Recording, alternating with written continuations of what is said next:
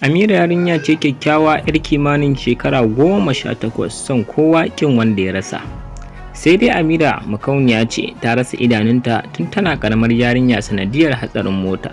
Samari da dama suna son Ameera, amma da zarar sun samu labarin makauniya ce sai su janye jikinsu. Wannan dalilin ne yasa Ameera ta tsani kowa a ranta, musamman idan ta tuna lokacin da take gani da idanunta. Kullum Ameera ba ta da buri wanda ya wuce a ce yau gashi tana gani da idanunta ta ga masoyinta wato Ameer. Kullum Ameera tana faɗa wa Ameer cewa ina ma tana gani da soyayyarsu sai ta fi haka. Ameer shi ma a zuciyarsa makantar Ameera na matuƙar damunsa, sai ƙanwarsa ce ke rarrashinsa. Wata rana Ameer ya kai Ameera asibiti domin a duba idanta ko zai iya gani. Bayan likita ya yi wa Ameera wasu 'yan gwaje-gwaje, sai yake ƙoƙarin gaya wa Ameer cewa tabbas Ameera za ta iya gani da idanunta kamar da. Ameer ya yi farin ciki da jin haka, sannan ya faɗa wa Ameera ta yi matuƙar farin ciki mara masaltuwa. Sannan likitan yake faɗa mai cewa Ameera za ta samu sauƙi, amma idan an sami ido mai rai cikin ɗan ƙanƙanin lokaci.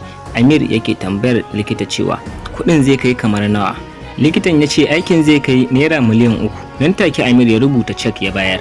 Likitan ya shiga neman ido daga wannan asibitin zuwa wannan asibitin, amma bai samu nasarar samu ba, gashi nan da sati ɗaya suke son aikin.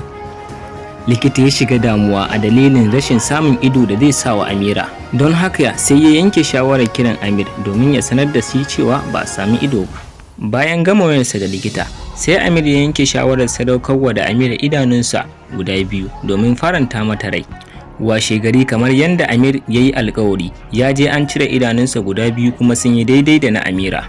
Sai Ameer ya ce masha Allah, amma na yi matuƙar farin ciki mara misaltuwa. Sannan likita ya ce alhamdulillah, mun samu nasarar yi mata aiki cikin aminci, amma sai nan da wata 2 za ta fara gani. To a nan muka kawo muku ƙarshen shirin na yau, sai ku haɗu da mu a shirin namu na gaba domin samun ci gaba, wato part 2. Wannan shine cikakken part 1. Mun gode.